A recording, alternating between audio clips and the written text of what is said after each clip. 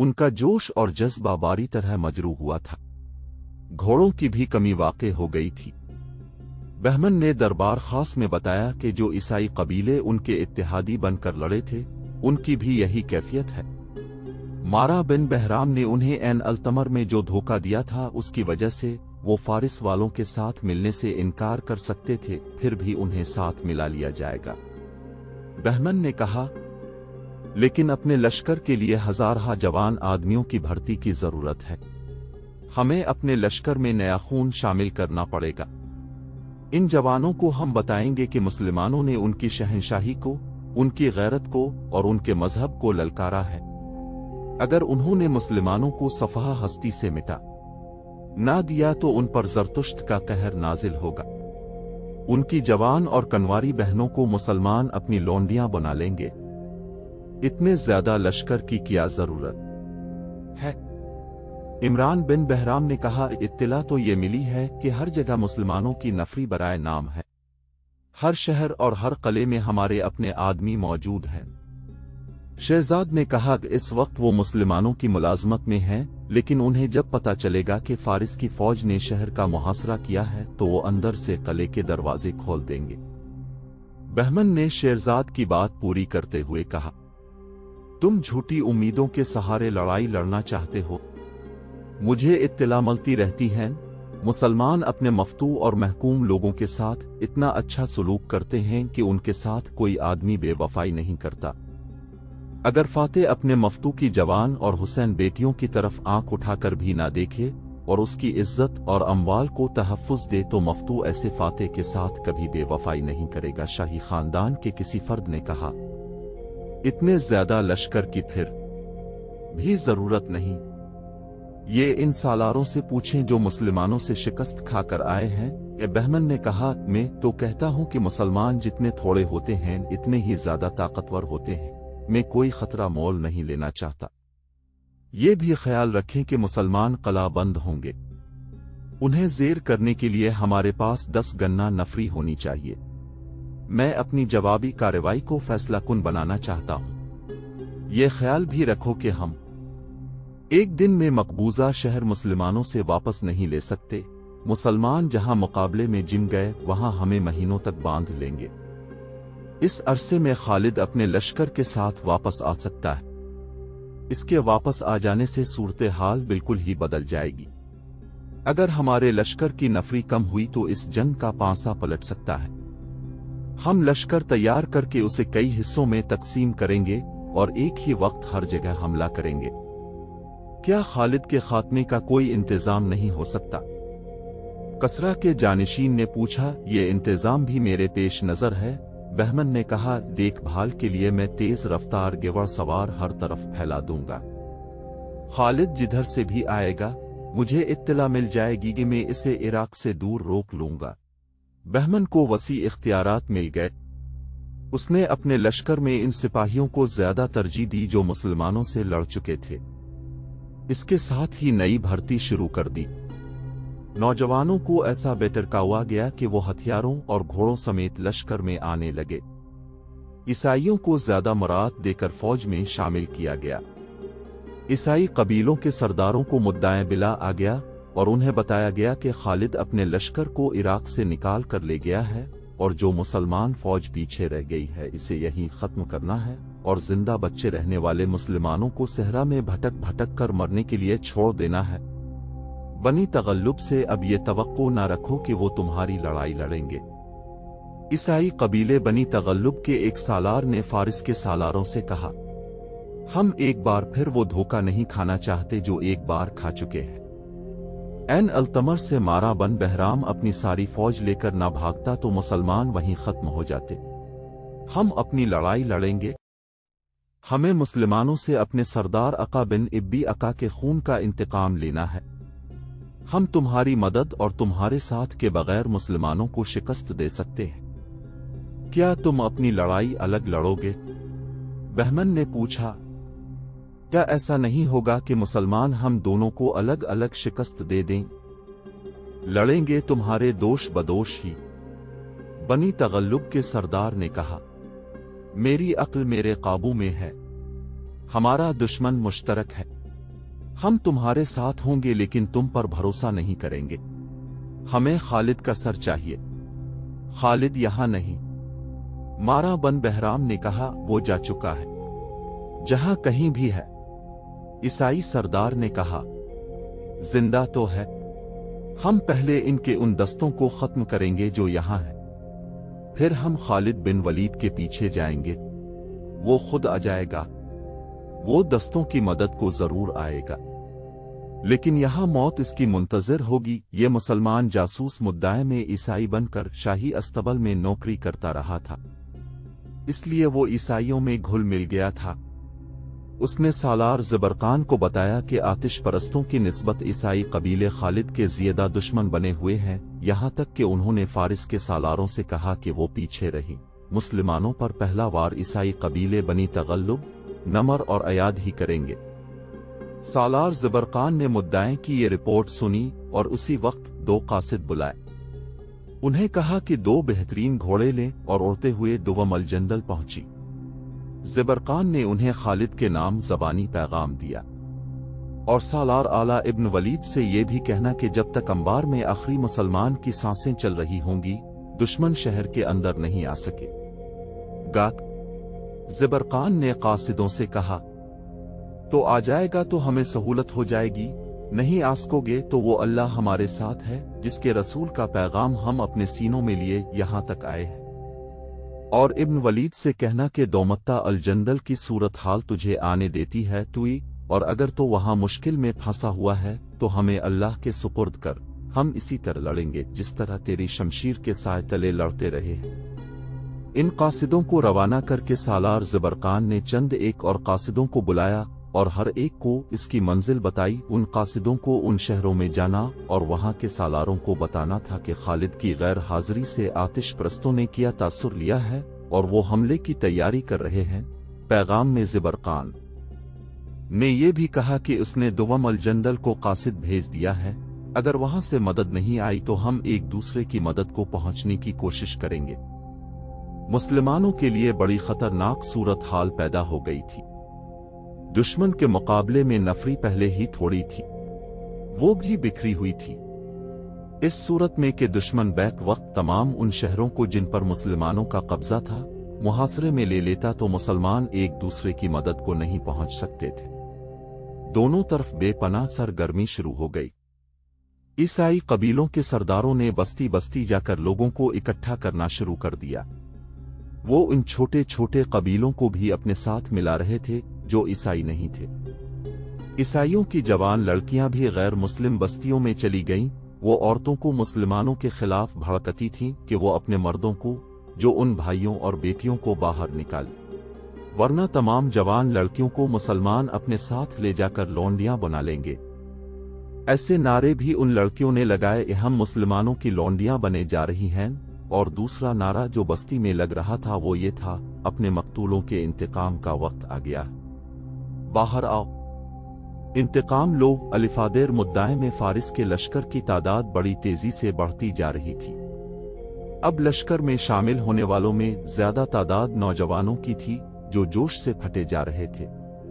उन्हें नान जंग में लड़ने की तरबियत दी जा रही थी। गेवर सवारी, तीरंदाजी, तेगजनी और नेजाबाजी तो वो जानते थे, उनमें उन्हें मजीद ताक किया जा रहा था।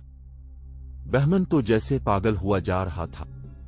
वो खुद मशकों की तरबियत और मशकों की निगरानी करता था।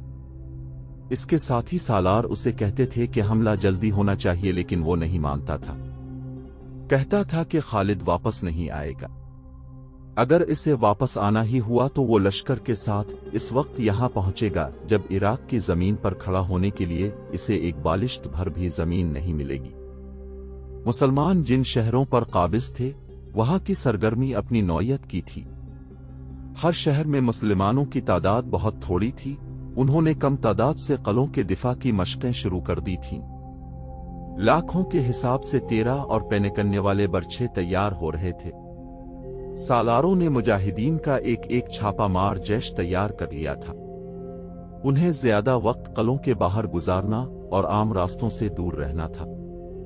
उनका काम ये था कि दुश्मन शहर का मुहासरा कर ले तो अकब से इस पर ज़र्ब लगाओ और भागो के उसूल पर छापे और शब खून मारते रहे। खालिद की गैर हाजिरी में सालार आसिम बिन उमरो के भाई काका बिन उमरो मफतूहा इलाकों में मुख्तलिफ शहरों में मुकीम दस्तों के सालार थे। इसका हेड क्वार्टर रा में था। इसकी जिम्मेदारी सिर्फ रा के दिफा तक महदूद नहीं थी। इराक के तमाम तर मफतूहा इलाके का दिफा उसकी जिम्मेदारी में था। उसने इस इलाके में बिखरे हुए तमाम सालारों को हिदायत भेज दी थी। उसने सबको जोर देकर कहा था कि दुवम जंदल से खालिद और अपने लश्कर के इंतजार में ना बैठे रहें, अपने अल्लाह पर भरोसा रखें और ये समझकर लड़ने की तैयारी करें कि उनकी मदद को कोई नहीं आएगा। काका ने एक कार्रवाई ये की कि खालिद ने जो दस्ते दरियाए फरात के पार खैमाजन किए थे उनमें से ज्यादातर नफरी कोहरा में बुला लिया ताकि इस शहर के दिफा को मजबूत किया जा सके। काका का अपना जासूसी निजाम था। इसके जरिए काका को इत्तला मिली कि फारिस का लश्कर कहां कहां जमा होगा। ये दो जगहें थीं, एक खस्द और दूसरी खनफिस। ये दोनों मकाम अंबार और एन अल्तमर के दरमियान थे। काका ने अपने एक दस्ते को खस्द को और दूसरे को खनफिस इस हिदायत के साथ भेज दिया कि फारिस की फौज वहां आए तो इस पर नजर रखें और फौज किसी तरफ पेशकदमी करे तो इस पर छापे मारें और इस पेशकदमी में रुकावट डालते रहे, शब खून भी मारे। ये दोनों दस्ते जब इन मकामात पर पहुंचे तो दोनों जगहों पर फारिस के हरावुल दस्ते आए हुए थे। वो जो खेमे गाड़ रहे थे इनसे पता चलता था कि ये खेमे किसी बहुत बड़े लश्कर के लिए गाड़े जा रहे हैं। मुसलमान दस्तों ने उनके सामने इसी अंदाज से खेमे गाड़ने शुरू कर दिए जैसे वो भी बहुत बड़े लश्कर का हरावुल हों। उधर ये तैयारियां हो रही थी।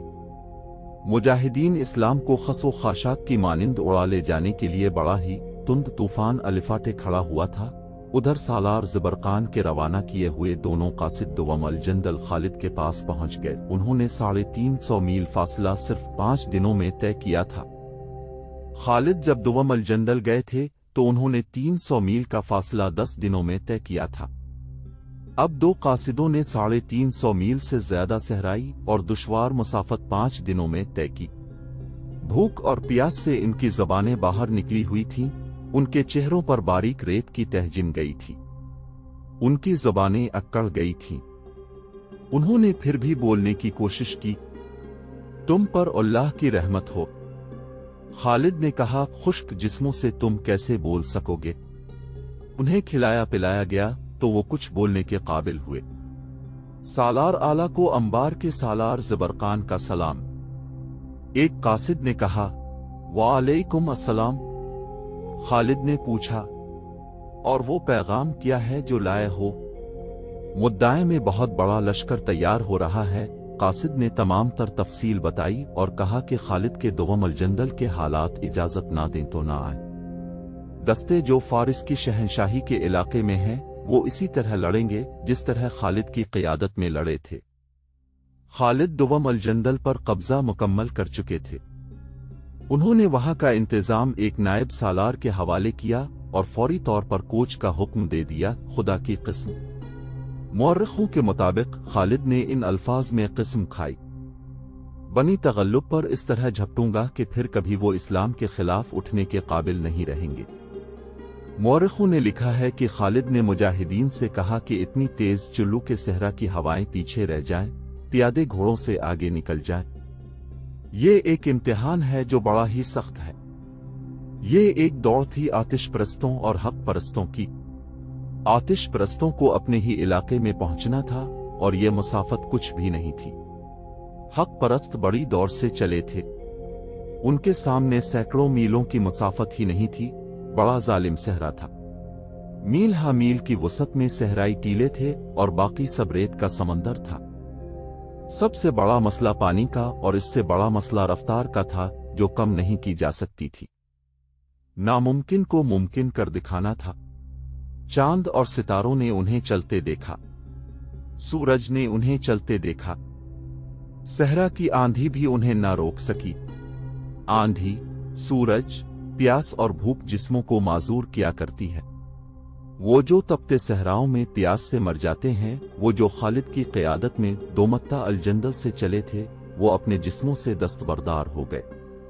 ان کی قوت ارادی کا اور قوت ایمانی کا کرشمہ یہ تھا کہ انہوں نے جسمانی ضروریات سے نگاہیں پھیر لیں اور روحانی قوتوں کو بیدار کر لیا تھا۔ ان کی زبان پر اللہ کا نام تھا، دلوں میں ایمان اور یقین محکم تھا، اپنی ہی آواز ان پر وجد طاری کر رہی تھی۔ جنگی ترانے گانے والے لشکر کے وسط میں اونٹوں پر سوار تھے، ان کی آواز آگے بھی اور پیچھے بھی جاتی تھی۔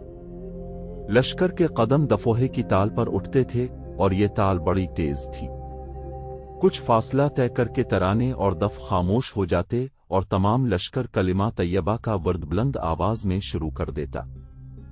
ہزار باحق پرستوں کی آواز ایک ہو جاتی، پھر یہ آواز ایک گونج بن جاتی اور یوں لگتا جیسے صحرا اور صحرائی ٹیلوں پر وجد طاری ہو گیا ہو۔ اسلام کے شیدائیوں کا لشکر اپنی ہی آواز سے مسحور ہوتا چلا جا رہا تھا۔ بہمن نے اپنے تیار کیے ہوئے لشکر کو آخری بار دیکھا اور اسے دو حصوں میں تقسیم کر کے ایک حصے کو خصد کی طرف اور دوسرے کو خنفس کی طرف روانہ کر دیا۔ اب اس نے کمان نئے سالاروں کو دے دی تھی۔ خصد والے حصے کا سالار روزبا تھا اور خنفس والے حصے کا زرمہر۔ ان کے لیے حکم تھا کہ اپنے اپنے مقام پر جا کر خیمہ زن ہو جائیں اور بنی تغلب اور دوسرے عیسائی قبیلوں کے لشکر کا انتظار کرے۔ قاقا کے جاسوس نے صحیح اطلاع دی تھی کہ مدعے کے لشکر خصد اور خنفس کو اجتماع گاہ بنائیں گے اور اگلی کارروائی یہیں سے کریں گے۔ عیسائیوں کا لشکر ابھی پوری طرح تیار نہیں ہوا تھا۔ مورخوں نے لکھا ہے کہ ایرانیوں کی طرح عیسائی بھی دو حصوں میں تیار ہو رہے تھے۔ ایک کا سردار حزل بن عمران تھا اور دوسرے کا ربیہ بن بجیر۔ یہ لشکر خصد اور خنفس سے کچھ دور دو مقامات سنا اور ڈمیل پر جمع ہو رہے تھے۔ مدعے کے لشکر کے دو حصوں اور عیسائیوں کے دو حصوں کو یکجا ہونا تھا۔ یہ بہت بڑی جنگی طاقت تھی۔ مسلمانوں کی تعداد ہر جنگ میں دشمن کے مقابلے میں بہت تھوڑی رہی ہے، لیکن اب مسلمان آٹے میں نمک کے برابر لگتے تھے۔ اسلام کے فدائیوں کا سامنا اتنے بڑے لشکر سے کبھی نہیں ہوا تھا۔ ان چاروں خیمہ گاہوں میں رات کو سپاہی اس طرح ناچتے اور گاتے تھے جیسے انہوں نے مسلمانوں کو بڑی بوڑھ شکست دے دی ہو۔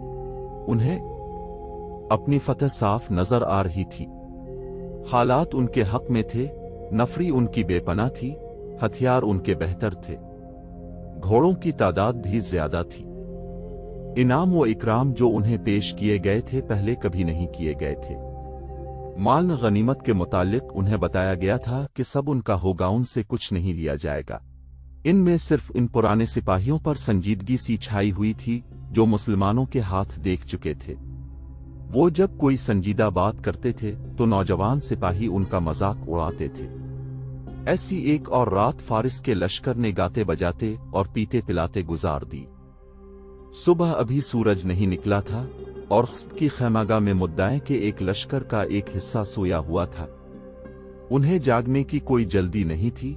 انہیں معلوم تھا کہ مسلمان قلعوں میں ہیں اور تعداد میں اتنے تھوڑے کہ وہ باہر آنے کی جرات نہیں کریں گے۔ انہوں نے دیکھا تھا کہ ان سے کچھ دور مسلمانوں نے آ کر جو ڈیرے ڈالے تھے وہ واپس چلے گئے۔ مسلمان ایک شام پہلے وہاں سے آ گئے تھے۔ آتش پرستوں کی خیمہ گاہ کے سنتری جاگ رہے تھے یا چند ایک دو لوگ بیدار تھے جو گھوڑوں کے آگے چارہ ڈال رہے تھے۔ پہلے سنتریوں نے واویلا بپا کیا، پھر گھوڑوں کو چارہ ڈالنے والے چلانے لگے۔ ہوشیار خبردار، مدینہ کی فوج آ گئی ہے۔ خیمہ گاہ میں ہڑبونگ بچ گئی۔ سپاہی ہتھیاروں کی طرف لپکے، سوار اپنے گھوڑوں کی طرف دوڑے، لیکن مسلمان صحرائی آندھی کی مانند آ رہے تھے۔ ان کی تعداد آتش پرستوں کے مقابلے میں بہت ہی تھوڑی تھی، لیکن یہ غیر متوقع تھا کہ وہ حملہ کریں گے۔ مسلمانوں کی تعداد صرف 5000 تھی۔ ان کا سالار قاقا بن عمرو تھا۔ گزشتہ شام خالد اپنے لشکر سمیت پہنچ گئے تھے۔ انہوں نے آرام کرنے کے بجائے صورتحال معلوم کی۔ انہوں نے شام کو ان مختصر سے دستوں کو خصد اور خنفس سے واپس بلا لیا تھا۔ اس سے آتش پرستوں کے حوصلے اور بڑھ گئے۔ وہ یہ سمجھے کہ مسلمان ان کے اتنے بڑے لشکر سے مرعوب ہو کر بھاگ گئے ہیں۔ خالد نے دوسرا اقدام یہ کیا کہ 5000 نفری ایک اور سالار ابو لیلہ کو دی اور اسے مدعے کے اس لشکر پر حملہ کرنے کو روانہ کیا جو خنفس کے مقام پر خیمہ زن تھا۔ तुम पर अल्लाह की रहमत हो मेरे दोस्तों। खालिद ने इन दोनों सालारों से कहा, तुम दोनों सुबह तुलू होते ही बैक वक्त अपने अपने हदफ पर हमला करोगे।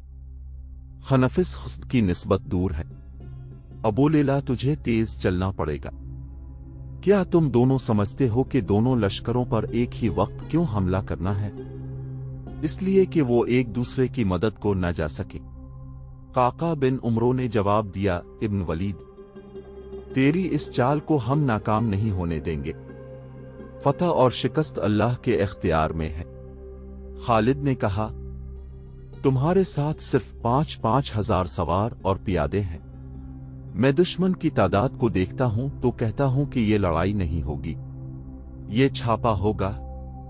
इतने बड़े लश्कर पर इतने कम आदमियों का हमला छापा ही होता है। वक्त बहुत कम है मेरे रफ़्कू, जाओ, मैं तुम्हें अल्लाह के सुपुर्द करता हूँ। खालिद खुद एन अल्तमर में इस ख्याल से तैयारी की हालत में रहे कि ईसाई कबीले जो शना और जिम्न में इकट्ठे हो रहे थे वो फारिस के लश्कर के साथ जा मिलने को चलीं तो उन्हें वहीं उलझा लिया जाए। मौरखों ने लिखा है कि यह खालिद की जंगी जहानत का कमाल था कि उन्होंने दुश्मन की इस सूरत हाल से फायदा उठाने की कोशिश की कि इसका लश्कर अभी 4 हिस्सों में बटा हुआ 4 मुख्तलिफ मकामात पर था। उन 4 हिस्सों को यकजा होना था। खालिद ने ऐसी चाल चली कि चारों हिस्से अलग अलग रहें और एक दूसरे की मदद को ना पहुंच सकें और हर एक को अलग अलग शिकस्त दी जाए। यूरोपीय मौरखों ने लिखा है कि खालिद का यह हुक्म था, दुश्मन को तबाह करो। इन मौरखों ने इस हुक्म का मतलब ये लिया है कि जंगी कैदी इकट्ठे न किए जाएं, दुश्मन का सफाया कर दो। खालिद इतने ताकतवर दुश्मन की ताकत को खत्म करना चाहते थे, लेकिन देखना ये था कि खालिद इतनी थोड़ी और थकी हुई नफरी से इतने ताकतवर दुश्मन को खत्म कर सकते थे।